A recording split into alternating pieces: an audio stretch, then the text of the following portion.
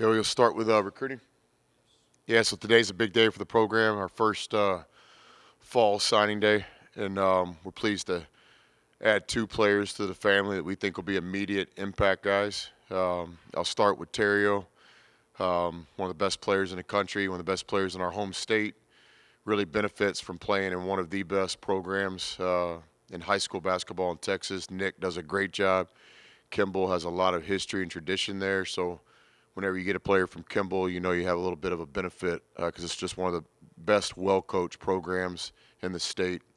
And certainly getting Dylan from Mount Verde kind of speaks for itself. Kind of the standard of all high school basketball is what Coach Bull and his staff have done there. So it's just it's an honor to have one of his players.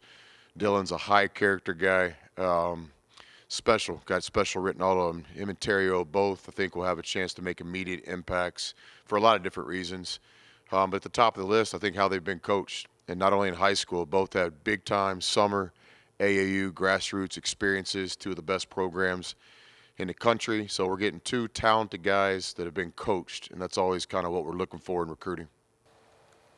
Questions, please. Joe, in front with Dylan, did y'all get in on him kind of late in his process? I guess kind of after that summer evaluation period, and how were you able to, I guess, make up ground or make ground in his recruitment? Yeah, I don't really know what early or late is in recruiting, but when there's a job change, in some ways you're always getting involved late. You know, like we didn't talk to players about the University of Texas until April.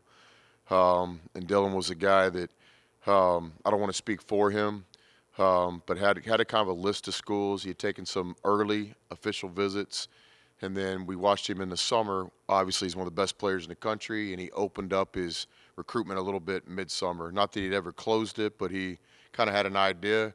And again, I don't want to speak for him, but I think the coaching change, us coming to Texas, piqued his interest in some way. So we were fortunate. We did not have a chance to recruit him in the traditional way, but we haven't had a chance to recruit any of these guys in the traditional way because of COVID-19. So yeah, I don't get involved late. I'm not sure, but certainly, it's a bright surprise to get two guys at this quality when we got the job just in April. Keenan, your far right. Hey, Coach, can you talk about Dylan's relationship with Coach Urick and your and Urick's relationship with Coach Sharp and how that recruitment sort of happened? Yeah, I think first of all, congratulate our whole staff, Urick included. RT and Urick and Jarence did a great job with not only putting this first team together, the guys that we saw play last night, but also this first recruiting class. Then a lot of guys in the office, work at it hard, whether it's the mail or the official visits or the video analysis, and all sorts of stuff going into recruiting. So I congratulate the staff on really good work. Urick's a relationship recruiter. He's been doing this for a long time.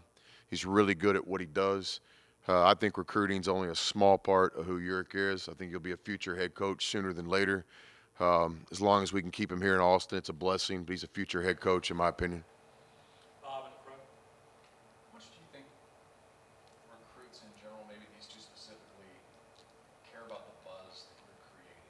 What you've done the last 7 months to really get people around here to talk about basketball and everything you're trying to create. How much does that matter to them? I can't speak for them. It's a good question. I'd like to know what they think. But what I would tell you, the best players in the country are pretty specific in what they're looking for. So and I know Terrio and Dylan and other guys that we recruit and will recruit and have recruited. The best players in the country know what they want, and we're trying to find the guys that love basketball. We're trying to find the guys that don't like it, love it. We're trying to find the guys that don't have backup plans. Hey, if pro basketball doesn't work out, I'd love to do this. I mean, we want a guy, it's going to work out one way or another. And that's what we're getting with both these guys, among other people, and these guys that we're coaching this year. We got a lot of no backup playing guys and guys that love basketball, and that's kind of what we look for more than anything. Jeff, you're on the front left. Chris, the COVID restrictions, it was just a weird cycle with, not being able to evaluate in person or legwork in person. I guess just the challenges in this cycle that the restrictions present. Yeah, it was unique, no doubt, because we had been recruiting kids based on the internet and watching them play on video. We had seen some of the kids when they were younger, way before the COVID. But that's a long time ago. A lot of this recruiting was just based on that. Then the first day we could get out, which I think was July, we had 3 weekends or whatever, and you're seeing kids that you've been watching on video, and sometimes your eval was dead on. Sometimes it might have been a little off. Sometimes there was something that you didn't know good, or maybe not so good. So I know for us, our big deal is I kept telling the guys, it's the most important thing is to get it right. It's like it's not about getting it done quickly. It's not about getting it done to be the headline, or it's about getting it done right. And I think we got that done in recruiting. These two guys are exactly what we wanted, what we needed. Both these two guys will be great Longhorns. Nick, front right. Yeah, Chris, I think it was the day that Dylan committed. Europe posted a video from skydiving and said, anything within reason for commitment. Just curious, what that whole deal was about. Yeah, I'm a little curious on that too. Yurik's always got situations going on. He's a relationship guy, cares about what he does. I saw that video just like you guys did, and I just texted Yurik, good work. You didn't know? No. I mean, how awesome is it for you, I guess, just to have a guy that apparently will jump out of the plane to land a commit? Yeah, I think, again, my feelings on Yurik are well documented, but I tell you that our whole staff is locked in when we do this together. There's certainly a reality and a value in college basketball. This guy was the lead recruiter, and but there's also, you got to understand, there's a lot of work that goes on. It's a team setting. But Yurik's one of the best recruiters in the country and has been for a long time.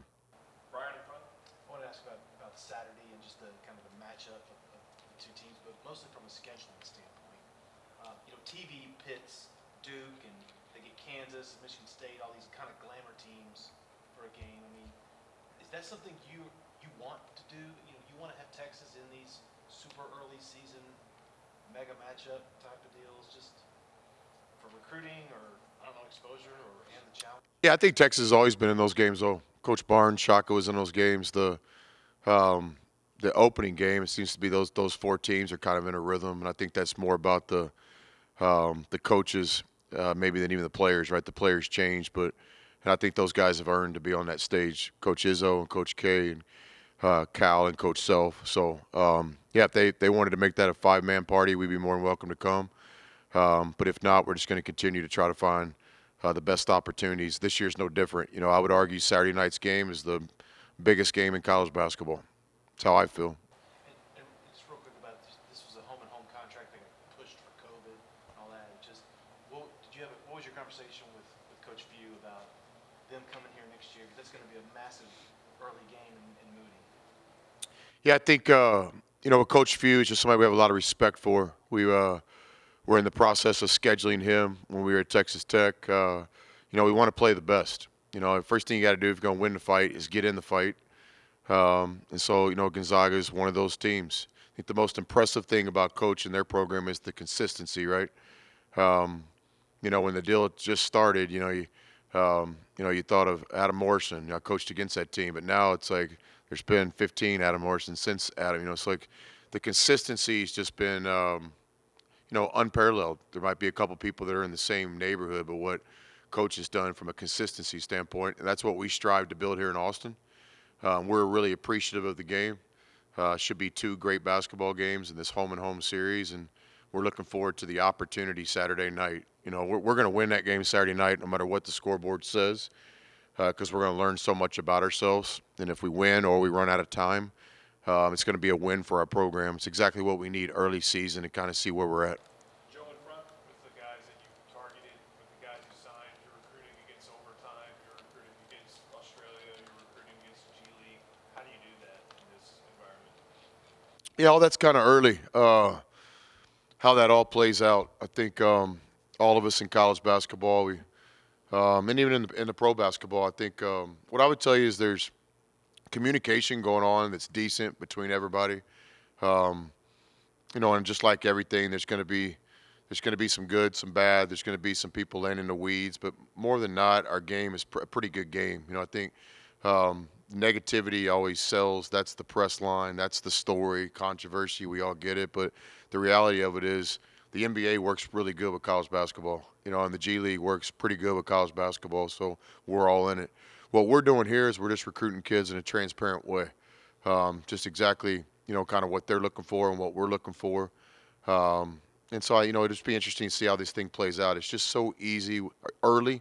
not easy, so early with the overtime and even the G League. I think it's yet to be determined how this thing really shapes up. All we're trying to do is just continue to be who we are, recruit the players that we feel we need and we want. We want to make sure that we get the players, our program fits them. Time for about 3 or 4 more. Nick, on your front right. Yeah, Chris, just real quick, any updates on Dylan? And then just curious to know what you make of Gonzaga's front three. Yeah, Dylan's doing great. He's been cleared for contact practice, and I think if anything, we're just doing. We have a plan and we're executing it. It's not my personal plan or even Dylan's personal plan. It's with the doctors and it's with Warren, the trainer. But we're all on the same page. It's obviously it's not a sprint for Dylan. It's a marathon. I believe he'll play in the NBA. I believe he'll play basketball for a long time. So we're not going to compromise by trying to gain a day here or a day there. But I confidently tell you he's going to be on the court soon. I still think in my mind he's kind of ahead of schedule. So we're just, we're looking forward to getting him on the court soon. I think with Gonzaga's team, it's an interesting team. It's definitely worthy of all the attention they're getting. You think about the makeup. They have 4 returners from last year's undefeated team all the way to Monday night national championship game team. Those returners are experienced guys, and one of the returners is the preseason college basketball player of the year, and Timme, a guy that we know well, always pull for Drew being from Texas. Then you had one transfer. Another guy that we know really well from Iowa State, played for Coach Prone, and Bolton does a great job. He's a fearless scorer. He's a bucket getter. We've seen them play 120 minutes of basketball together, and he's off to a great start. You can tell he's made some changes to his game, but he still has that identity that made him so good at Iowa State. Then you got 5 freshmen. So it's 4 returners, 1 transfer, and 5 freshmen. The freshmen, one of them's, could be the number 1 pick in the draft. The other 4 are in the mix to play. 2 of them are really good guards, and 2 of them are really good interior players. So it's a talented team. They got a great mixture between youth and experience. It'll be a real challenge for us. Boston front. Yeah, Coach, I want to ask you about Chet Holmgren, sort of a freak of nature. Have you ever gone up against, a 7-footer like that who likes to hang around the perimeter? And, defensively, how do you deal with that threat? Actually, I have. When I was at Texas Tech with Coach Knight, we played against Kevin Durant. And if you guys remember, KD's best college game might have been in Lubbock. I remember we doubled him from the middle and the baseline, the first possession of the second half. So basically got 3 guys on him. He just kind of turned and shot it going out of bounds and making it. I just remember Coach Knight. He didn't say anything. He didn't have to say anything. But we all had the kind of same feeling. And so, I'm not trying to compare Chet to KD, but I guess I am kind of comparing that. It kind of makes sense to me. He's long, athletic. He's a positionless player. I don't know if you guys saw his stat line from last night, but he almost had a quadruple double. It has to be one of the best games in the history of college basketball for a freshman starting his career. 7 blocks, 6 assists, and double figures points and rebounds. So he's a special young player. It'll be a great challenge for our team, but it's an opportunity we're looking forward to. So with Chet and Timme, how important is Trey Mitchell in your defensive game plan? Well, all of our players are going to be important in this game plan. You don't beat teams like Gonzaga, and you don't win on the road at this level unless everybody on your roster contributes. So, how many players we play in this game will all have to play positive. We will not be able to absorb a bad game or 2 against this kind of competition. So whether it's Trey or Brock or whoever plays in this game is going to have to play well. Joe in the back. Coach, after finally settling after last night's victory for you, you go back and look at the film, how satisfying was it for you to get the first one there? Yeah, the biggest thing I'd like to say about last night's game is just appreciative of the crowd. It was a special environment on night 1, and we're just appreciative of all the people who spent their time, money to come watch the game. And don't want to speak for Coach Schaefer, but the women's game had great attendance too. So we were just it was pretty cool. It was a special night of Texas basketball in Austin last night. And, we all understand it was kind of a general admission ticket, right? I think that's kind of what created the lower bowl feel. And certainly our vision, again, back to my message here, the season tickets, we got over 9,000 season tickets sold. We just got to get them filled. And if we can get them filled, it'll be very similar each night out. like it was last night, which was a great environment. And then probably most importantly, the student body came in full force. I don't have the exact numbers yet, but I confidently say it was a record-breaking first game attendance for our student section. So we're just appreciative of the students that came out. Hopefully, we earn their trust, and maybe they'll come out and see us again. We get back from this Gonzaga trip, as you guys know, we got the Abe Lemons Classic, so that'll be home game 2, 3, and 4.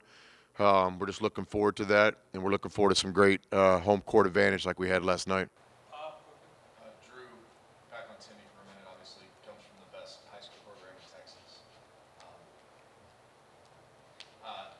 That's his. Is he the second best player to ever play there? Yes. Second best for sure. It's a big drop off, 2-1. That's what I tell Andrew Jones. He's the second best player to ever come out of Irving. What's the biggest challenge with him in trying to slow him down, and how do you kind of attack him? What's the challenge? Yeah, a lot of challenges with Drew. He's a skilled guy. He's really good with pivots and fakes and pumps. He's just good with his footwork. He's creative. He plays with great poise. He always has. Ever since he was a young player, we recruited him. He's just always had a poise about him when he gets the ball. It's like a young Kevin McHale. So all sorts of challenges. You got to kind of pick and choose your poison. If you double him, he's a passer. And if you single coverage him, he's just really, really good. So I don't think you can give him one look. I think you got to mix it up because he's a special player. And then this year he's expanded his game. He's shooting three-point shots. Defensively, he's always been kind of a smart guy, kind of underrated, I think. Does a good job staying out of foul trouble, protects the rim, both shot blocking and he's a great vertical jump guy. So Drew's a really good player. We got nothing but respect for him. We look forward to competing against him on Saturday night. Last one to Jeff here. Chris, in terms of your roster spots going into next year with this recruiting class, do you and staff, you earmark X number of spots for high school kids or X number of spots for transfer grads? And how much flexibility do y'all have to have knowing that there's a really good chunk of this roster with bulk of it that does have the option to come back? Yeah, it's a real challenge now because of the extra year some of these players might use on the COVID.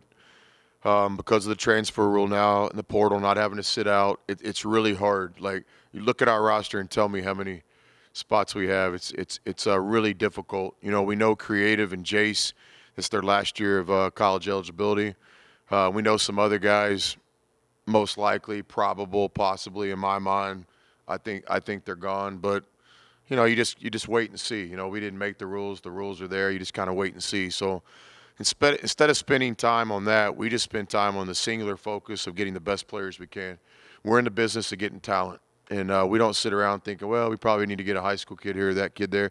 We're getting the best players we can, and we're building a team. And so I think this today's news with Terrio and Dylan is a great start for what should end up being a great recruiting class. We're obviously going to have to add some pieces in the spring. What that looks like, I really don't know yet. Thank you all. Appreciate Thanks. your time.